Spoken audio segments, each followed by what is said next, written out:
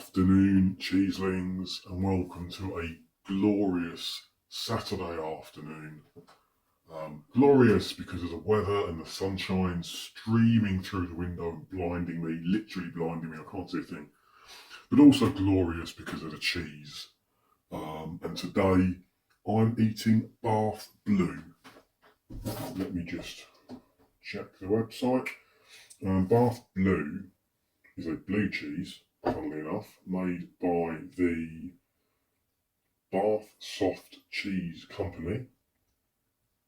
They don't actually have a great deal to say about it on their own website.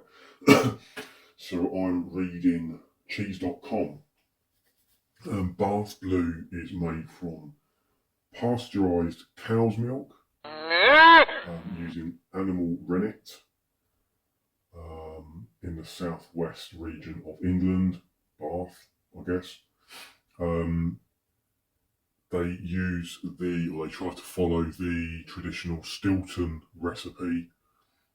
They're not allowed to call it Stilton because it's not made in the right area. They don't fall within the PDO guidelines, but they basically use a Stilton recipe, and they seem to be very proud of the fact that the only thing they do differently is make everything by hand.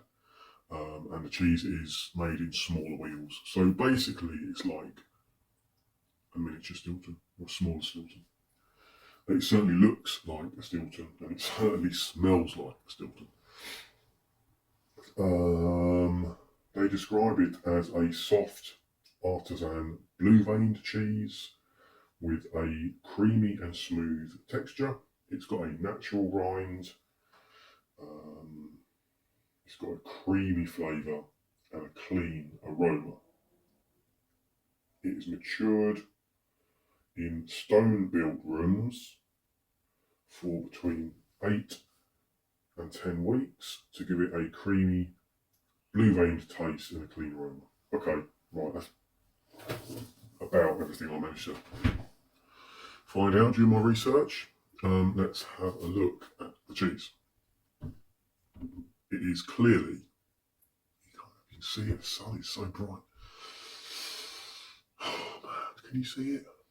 Right, it is clearly a blue cheese. You can probably see the veins and the speckling in the paste.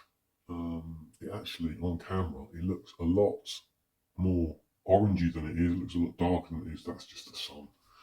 If we look at the rinds, pattern on the rind, presumably from whatever it sat on, it's quite a, I don't know, medium thickness rind, 2 or 3 millimetres, I guess, before the paste really starts. It's quite a firm rind. I mean, you can put my fingernail through it, but it's quite solid. Rough, sort of concretey texture, brown, white, grey in colour. There's no real blue on the coat, on the rind, I wouldn't say. It's quite firm. I've heard this described as a soft cheese. They describe it as a soft cheese. I've heard Stilton in general described as a crumbly cheese. I would say this is on the harder side of crumbly. You couldn't spread this. I can barely push my finger into it. I can indent it if I press really hard. It doesn't fall apart though. I wouldn't describe it as being crumbly. I would suggest it's. I'm going to describe it as a hard cheese. It's going to make it a bit softer, plain as well. So, what does it smell like? Well, when I first took it out of the packet, I nearly fell over. Quite a strong ammonia aroma, very strong ammonia aroma. I think this is a week past its best, probably. It's ever so slightly overripe, hence the aroma, quite sharp ammonia stench. But underneath that, it does have quite a strong blue, sort of fermented, buttery smell, I would say. I wouldn't describe it as clean.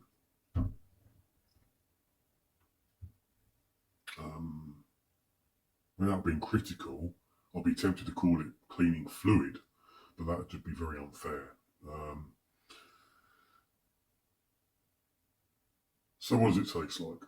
I've sliced off a bit here. You can see actually in that cross section it's floppy rather than crumbly. If I'm not careful, it's going to snap off. Typical sort of Stilton-esque colouring throughout. It's kind of like blue with streaks of white and grey. That's fairly standard of a strong, mature Stilton, really. That's actually a bit from the rind, so that's maybe not the best bit to use. Let's try that little bit though. Look at that, it's gorgeous. Fall apart.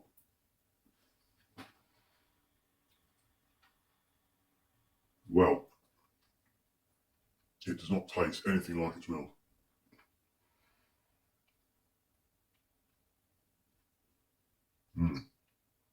Very blue, very salty.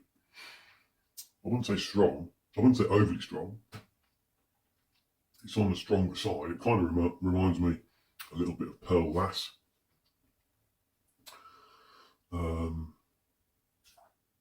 That was it from the centre. I didn't really. There was a hint of ammonia in that, but it wasn't. It wasn't bad. Try another bit. Buttery. Definitely creamy. It's definitely got a very strong dairy flavour. Buttery, creamy blue, basically. That's how I'd describe it.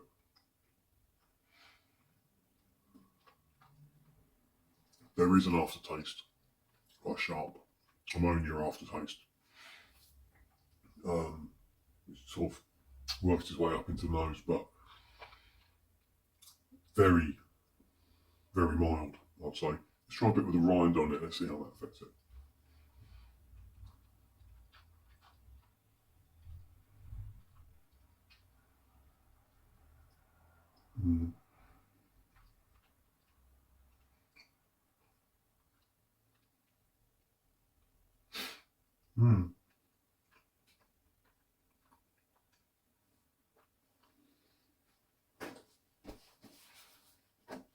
Rind is definitely edible. It does have its own distinctive flavour. It is sharper. Slightly. This has been out of the fridge now for a good 3 hours. It's done it some good. If you like Stilton, you would like this, definitely. I'd recommend this. Right, so what have I got to eat it with?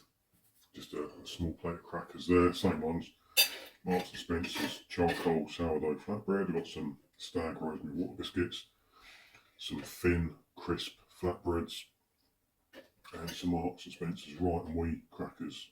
I think I'm getting to the bottom of the box of all of these now, so there should be fresh crackers on the way soon. I've also got some sliced apple, some sliced seasonal pear. I've got some chopped celery, because everyone loves a bit of sexy celery. I've got some dried fig, some dried apricot. I've got a few green grapes there, and I've got some hazelnuts there, just because they're on the plate ready. I also want to try this with, I don't know if you can see that, Tesco Bramley applesauce. I want to see the difference between applesauce and fresh apple. I've got some Mrs. Arlington's real chutney, and I've got some Mrs. Bridges date and fig chutney. Let's just go for it. Shake off the water. Put this straight on to a bit of celery. Right, let's do that bit first. I'll try this as it is, and then I'll put a bit of chutney on it as well in a minute.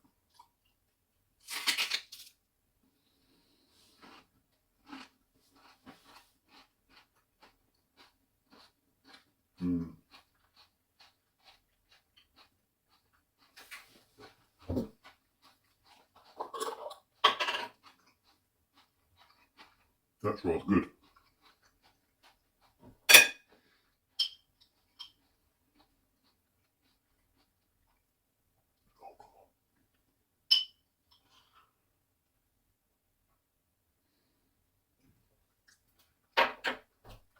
That was rather good. Celery is a good vehicle for some of the blue cheeses. So this is a bit of date and fig chutney. I reckon this is a winner here.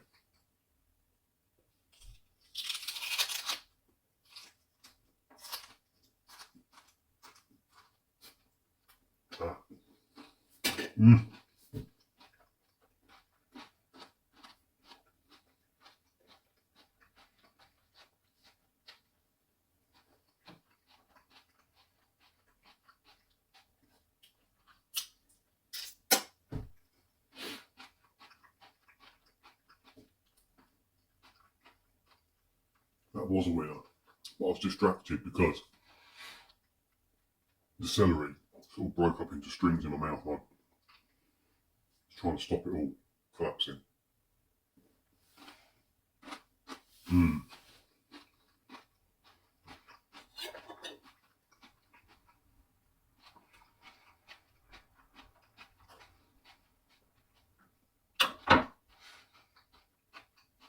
So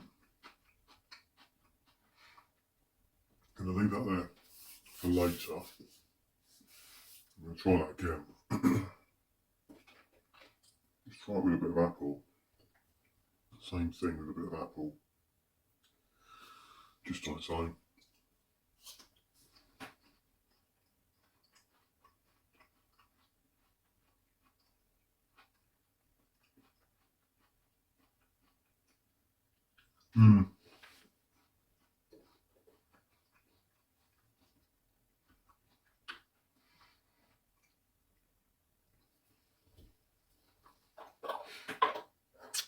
So this chutney's nice because it's quite a sweet chutney.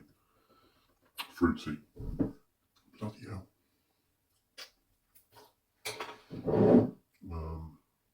And Stilton style cheeses, do tend to go with sort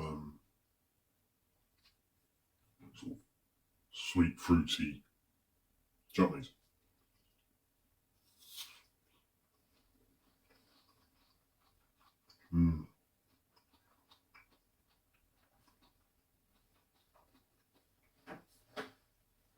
The sweetness kind of helps to neutralise the sharpness. Oh, that went on the floor. Can't get that.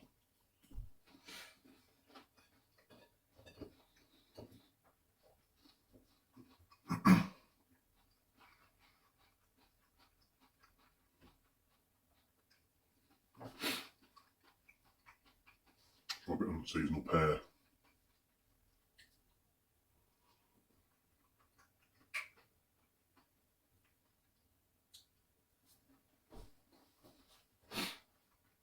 I think the pear is probably too mild for this. It's not got a sweet enough bite.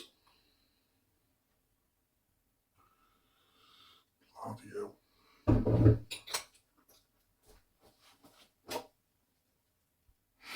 But let's just try it with the chutney anyway.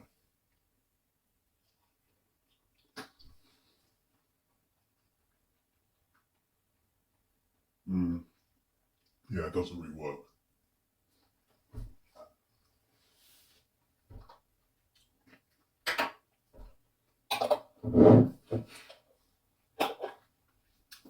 So, the wetness of the pear, yes, it makes it difficult to handle. The apple's a nice, solid platform for the cheese and the chutney. The chutney is really good. Date and fig chutney is really good with this. Let's try a bit on my last. Yeah, let's do it. Let's try a bit on my last sourdough cracker. This is going to be quite sharp, I think. Yep, same spoon. Luckily, I licked it clean.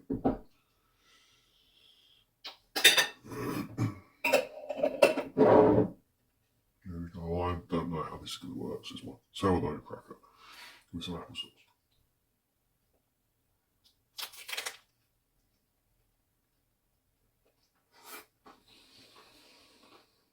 Mm.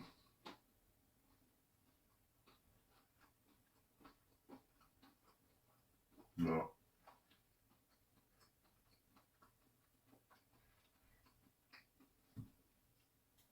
No, not really.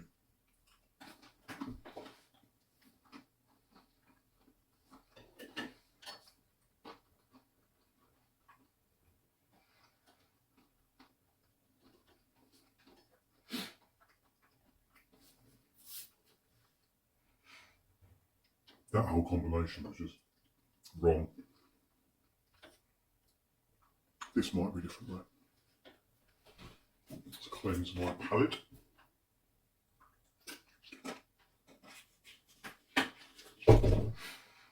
So here we go.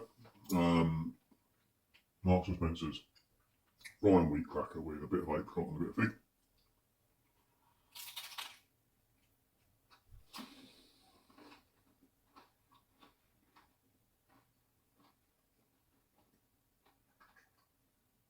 Mm.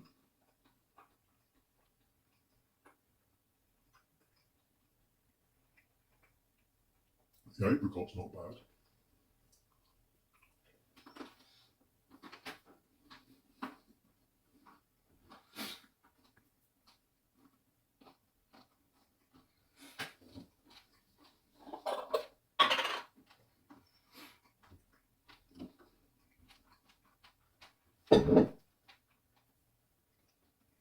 Mm. The fig, again, isn't bad. It's weird. It'll work. I just want something a bit sweeter, I think. Here we go, last one. Nice little celery and Bath Blue canapé. I could do this with celery or an apple, either one.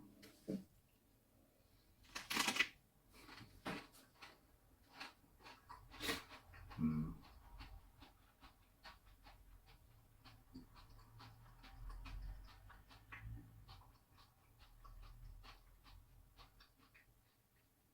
I like that.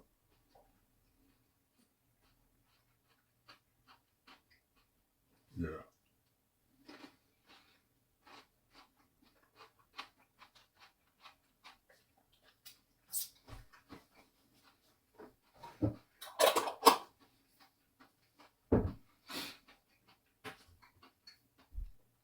Right, that's it. I'm going to have a bit more in peace and quiet. Standout cheese. Definitely try it if you like Stilton. If you're a bit on the wimpy side, maybe give it a miss until you can man up a bit. I really like it. See you next week. Nom, nom, nom.